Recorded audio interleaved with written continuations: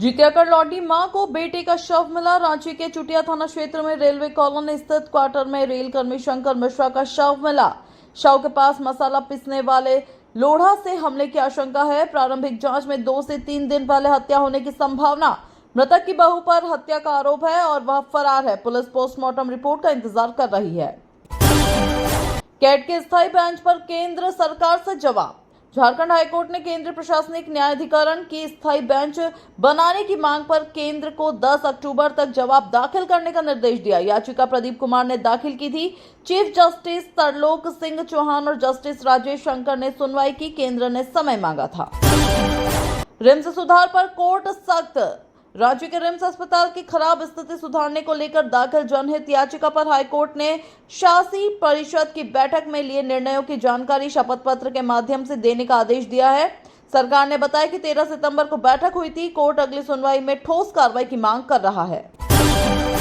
आदिवासी व एआई पर बनी फिल्म। रांची में film humans in the loop का प्रीमियर हुआ। निर्देशक अरण्य सहाय ने झारखंड में शूट की गई यह फिल्म बनाई। कहानी एक उरांव महिला की है जो डाटा लेबलिंग सेंटर में काम करते हुए एआई से जुड़ती है। फिल्म आदिवासी जीवन और तकनीकी बदलाव की संवेदनशील कहानी पेश करती है। नौसेना की पूर्व महिला एडीसी कमांडर गौरी का साइक्लोथॉन नेतृत्व। रांची में 21 सितंबर को सुबह 7 बजे मोरहाबादी से साइक्लोथॉन निकलेंगी। पूर्व नेवी अधिकारी और cycling champion commander Gauri Mishra इसका नेतृत्व करेंगी। वे भारतीय नौसेना की पहली महिला एडीसी और ट्रैक साइकिलिस्ट हैं। सांसद दीपक प्रकाश को राहत। भाजपा सांसद दीपक प्रकाश के खिलाफ दर्ज प्राथमिकी को झारखंड हाईकोर्ट ने निरस्त कर दिया। दुमका सदर थाना में उनके खिलाफ मामला दर्ज था। Justice A K. चौधरी की अदालत ने सुनवाई कर केस खत्म किया। संगठन में पंचायत और शहरी निकाय अहम। झारखंड कांग्रेस प्रभारी के राजू ने कहा कि संगठनात्मक मजबूती के लिए ग्राम पंचायत कमेटी और अर्बन लोकल बॉडी को मजबूत किया जाएगा। अक्टूबर तक झंडा लगाना, कनेक्ट सेंटर को सूचना और प्रमाण पत्र वितरण पूरा करने का निर्देश दिया गया। स्वस्थ नारी सशक्त परिवार अभियान। 17 सितंबर से 2 अक्टूबर तक पूरे राज्य में महिलाओं के स्वास्थ्य के लिए यह अभियान चल रहा है। रांची सदर अस्पताल में राज्यपाल, मुख्यमंत्री और मंत्रियों ने इसकी शुरुआत की। लक्ष्य लाखों महिलाओं की स्क्रीनिंग व इलाज है। पेयजल आपूर्ति पर अवमानना नोटिस। साहिबगंज में 17 वर्षों से पाइपलाइन जल आपूर्ति नहीं होने पर हाईकोर्ट ने कड़ा रुख अपनाया। मुख्य सचिव, नगर विकास सचिव, पेयजल सचिव और डीसी को अवमानना का नोटिस जारी किया गया। अगली सुनवाई 10 अक्टूबर को होगी। आश्रय गृहों को फंड संकट। रांची समेत राज्य के आश्रय गृहों को फंड नहीं मिलने पर स्वतः संज्ञान से सुनवाई में हाईकोर्ट ने अधिवक्ता अमृता सिंह को एमिकस क्यूरी नियुक्त किया। कोर्ट ने फंड की कमी और समाधान पर रिपोर्ट मांगी। पहली महिला एसीबी प्रमुख। झारखंड में पहली बार महिला अधिकारी को एसीबी की कमान सौंपी गई। आईपीएस प्रिया दुबे को एडीजी नियुक्त किया गया। सरकार ने पुलिस महकमे में 30 आईपीएस अधिकारियों का तबादला भी किया। कमल भूषण हत्याकांड में 3 दोषी। रांची के चर्चित जमीन कारोबारी कमल भूषण हत्या मामले में कोर्ट ने डब्लू गुजर, उसके पुत्र राहुल गुजर और शूटर काबिज अदनान को दोषी ठहराया। सबूत के अभाव में डब्लू की पत्नी सुशीला बरी हुई। अवैध निर्माण पर अंतिम मौका। रांची नगर निगम ने अपर बाजार के करीब 400 भवन मालिकों को बिना स्वीकृत नक्शे के निर्माण पर अंतिम मौका दिया। नोटिस भेजकर स्वीकृति के साक्ष्य प्रस्तुत करने को कहा गया। पैनम कोल माइंस पर रिकवरी कार्रवाई। हाईकोर्ट में सरकार ने बताया कि पैनम कोल माइंस से रिकवरी की कार्रवाई जारी है। कोर्ट ने मतगणना भवन और वज्र गृह निर्माण की स्थिति पर पूरक शपथ पत्र मांगा। अगली सुनवाई 17 अक्टूबर को होगी। डिफेंस एक्सपो में सीएम का बयान। रांची में 3 दिवसीय डिफेंस एक्सपो की शुरुआत हुई। सीएम हेमंत सोरेन ने कहा कि राज्य रक्षा क्षेत्र को आत्मनिर्भर बनाने में केंद्र को पूरा सहयोग देगा। झारखंड में डिफेंस इंडस्ट्री के लिए पर्याप्त संसाधन मौजूद हैं। चतुर्थ श्रेणी कर्मियों के 2 कैडर। झारखंड सरकार ने चतुर्थ श्रेणी कर्मचारियों के लिए नई नियमावली का प्रारूप तैयार किया। राज्य स्तरीय कैडर के लिए जेएसएससी परीक्षा लेगा। 25 सितंबर को समीक्षा बैठक के बाद अंतिम निर्णय होगा। छात्रों के लिए डिजिटल अपार आईडी। झारखंड के सभी विश्वविद्यालय व कॉलेजों छात्रों को अकादमिक बैंक ऑफ क्रेडिट के तहत अपार आईडी अनिवार्य मिलेगी। इसमें एडमिशन से डिग्री तक का पूरा शैक्षणिक रिकॉर्ड डिजिटल रूप से सुरक्षित रहेगा। जामताड़ा में जनता दरबार। उपायुक्त रवि आनंद ने जनता दरबार में 100 से अधिक फरियादियों की समस्याएं सुनी। वृद्धा पेंशन, भूमि विवाद, सड़क निर्माण और बैंक खाता त्रुटियों जैसी समस्याओं पर मौके पर 45 मामलों का निपटारा किया। तारिणी मंदिर के पास हादसा। ओडिशा के क्योंझर जिले में देर रात बाइक और मवेशी की टक्कर में एक युवक की मौत हो गई, जबकि दूसरा गंभीर रूप से घायल हुआ। दोनों झारखंड के चाईबासा क्षेत्र के थे। बिल्डरों की मनमानी और रेरा नियमों की खुली अनदेखी के खिलाफ आरजेडी बुद्धिजीवी प्रकोष्ठ के प्रदेश अध्यक्ष जनार्दन कुमार ने सरायकेला में उपायुक्त से मुलाकात कर जोरदार विरोध दर्ज कराया। सिटी पैलेस दिंदली बस्ती के उदाहरण से आम लोगों से हो रही लूट और धोखाधड़ी को उजागर कर कार्रवाई की मांग की। चाईबासा रविंद्र भवन सार्वजनिक दुर्गा पूजा समिति अपने 25वें वर्षगांठ पर रजत जयंती के अवसर पर 2.5 लाख की लागत से भव्य पंडाल तैयार कर रही है, जहां बंगाली परिवेश में आकर्षक प्रतिमाएं प्रदर्शित होंगी और 27 सितंबर से 1 अक्टूबर तक प्रतिदिन विविध सांस्कृतिक कार्यक्रम होंगे। गढ़वा समाहरणालय में आयोजित जनता दरबार में महिलाओं ने राशन कार्ड में अपना नाम जुड़वाने और मैया सम्मान योजना का लाभ लेने की मांग करते हुए उपायुक्त दिनेश यादव के समक्ष आवेदन दिया। गढ़वा के चीनिया थाना क्षेत्र अंतर्गत हेतार गांव निवासी उपेंद्र कुमार कोरवा टेम्पो से गिरकर गंभीर रूप से घायल हो गए। परिजनों ने बताया कि वह गढ़वा की ओर जा रहे थे और खरडिया गांव के पास हादसा हुआ। गढ़वा जिले के चीनिया थाना क्षेत्र के विलियाती खाड़ गांव में घरेलू विवाद से आक्रोशित होकर 25 वर्षीय मोनिता कुमारी ने कीटनाशक खाकर आत्महत्या का प्रयास किया। परिजनों ने समय रहते उसे सदर अस्पताल में भर्ती कराया। गढ़वा नगर परिषद ने दुर्गा पूजा के अवसर पर स्वच्छता को बढ़ावा देने और पर्यावरण अनुकूल पंडाल बनाने हेतु इस वर्ष भी स्वच्छ पूजा पंडाल प्रतियोगिता आयोजित करने का निर्णय लिया है, जिसमें सबसे साफ और सुव्यवस्थित पंडाल बनाने वाली समिति को सम्मानित किया जाएगा। जायंट्स ग्रुप ऑफ गढ़वा द्वारा जायंट्स सेवा सप्ताह के तीसरे दिन शहर के मुख्य पथ पर आम नागरिकों को फलदार पौधों का वितरण कर पर्यावरण संरक्षण का संदेश दिया गया। कार्यक्रम में वक्ताओं ने सभी लोगों से जीवन में कम से कम एक पेड़ लगाने और प्राकृतिक संतुलन बनाए रखने की अपील की। गढ़वा के मेराल प्रखंड स्थित उत्क्रमित उच्च विद्यालय ओखरगाड़ा में जिला परिवहन पदाधिकारी के निर्देश पर छात्रों के बीच सड़क सुरक्षा जागरूकता कार्यक्रम आयोजित कर हेलमेट, सीट बेल्ट और मोबाइल से परहेज जैसे नियमों के पालन की जानकारी दी गई। गढ़वा में मेरा युवा भारत और जनक विकास धारा ऑर्गेनाइजेशन के संयुक्त तत्वाधान में हिंदी दिवस पखवाड़ा कार्यक्रम का आयोजन किया गया, जिसमें क्विज और निबंध प्रतियोगिता में भाग लेने वाले प्रतिभागियों को सम्मानित किया गया।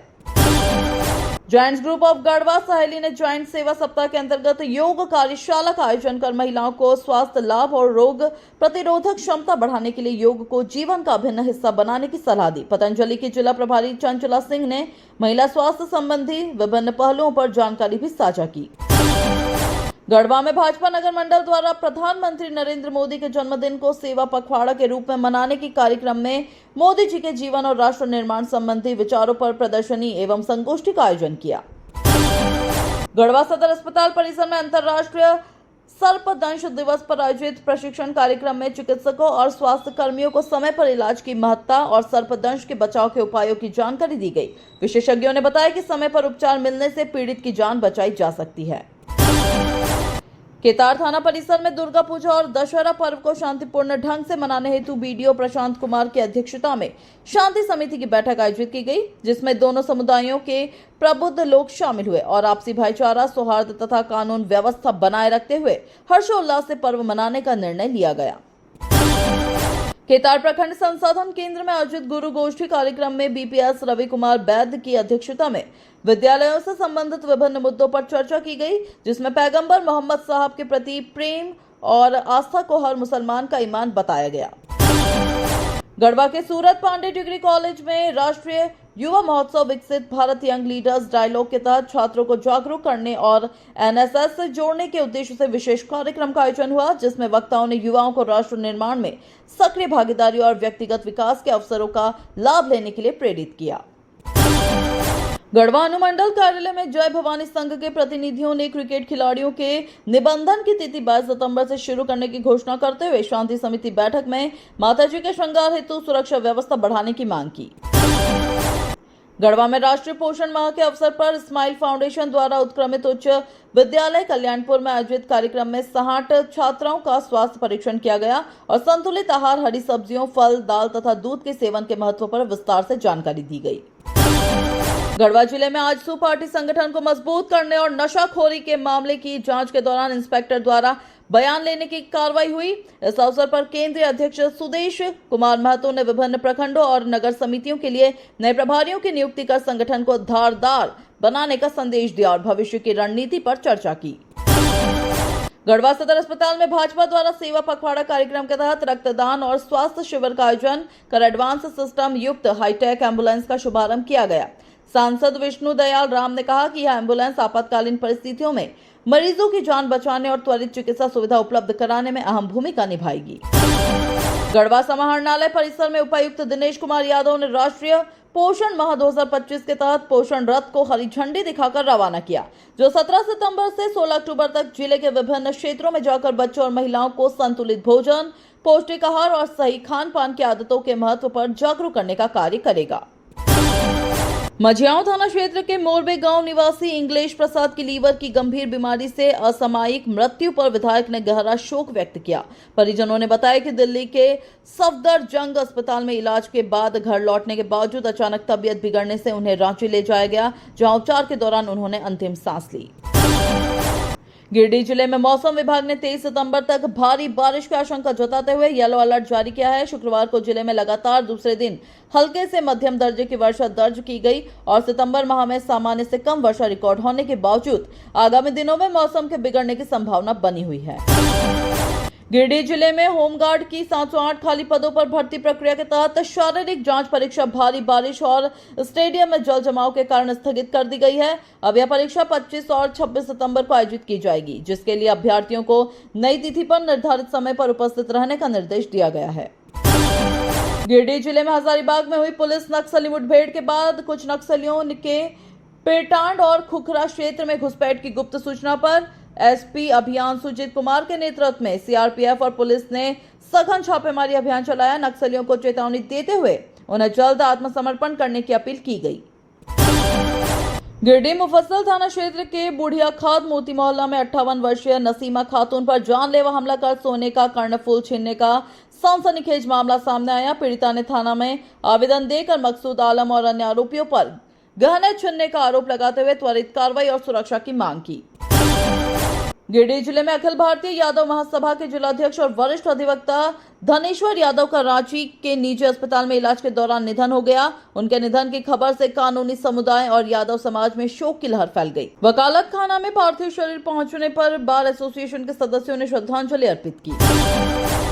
गिरिडीह बगोदर स्थित श्री शक्ति दुर्गा मंदिर में 22 नवंबर से शुरू होने वाले नवरात्र उत्सव की तैयारियों के बीच पुरानी जीटी रोड पर जगह जगह गंदगी और जब्त वाहनों के कारण वातावरण दूषित हो गया है। पूजा समिति ने नगर प्रशासन से सफाई व्यवस्था दुरुस्त करने और मंदिर परिसर को स्वच्छ बनाने की मांग की। लातेहार जिले के कुलगड़ा गांव में ग्रामीणों ने प्रज्ञा केंद्र में ठगी के प्रयास कर रहे एक अपराधी को आधार कार्ड की मदद से पकड़कर बिजली के पोल से बांधकर पीट दिया, जबकि उसके 2 साथी मौके से फरार हो गए। पुलिस ने मामले की जांच शुरू कर आरोपियों की तलाश तेज कर दी है। पलामू जिले में पुलिस ने गुप्त सूचना पर कार्रवाई करते हुए 320 बोतल प्रतिबंधित नशीले कफ सिरप के साथ 2 युवकों को गिरफ्तार किया है, जिन्हें एनडीपीएस एक्ट के तहत न्यायिक हिरासत में भेजा गया है। यह कफ सिरप नशे के लिए उपयोग में लाया जा रहा था और जिले में इसकी अवैध बिक्री की जा रही थी। धनबाद एसीबी की टीम ने बोकारो जिले के कसमार प्रखंड में मनरेगा योजना के तहत आम बागवानी मजदूरी भुगतान के लिए 5,000 रुपए की रिश्वत लेते 2 जूनियर इंजीनियरों को रंगे हाथ गिरफ्तार कर लिया। यह इस साल की 10वीं बड़ी कार्रवाई है, जिससे सरकारी योजनाओं में फैला भ्रष्टाचार का खुलासा हुआ है। पलामू बाल सुधार गृह में पॉक्सो आरोपी नाबालिग की संदिग्ध परिस्थितियों में मौत का मामला सामने आया है। उसका शव वार्ड के अंदर गमछे से लटका मिला, जिससे आत्महत्या की आशंका जताई जा रही है। पुलिस ने जांच शुरू कर दी है और घटनास्थल से महत्वपूर्ण साक्ष्य एकत्रित कर मामले के कारणों का पता लगाने का प्रयास कर रही है।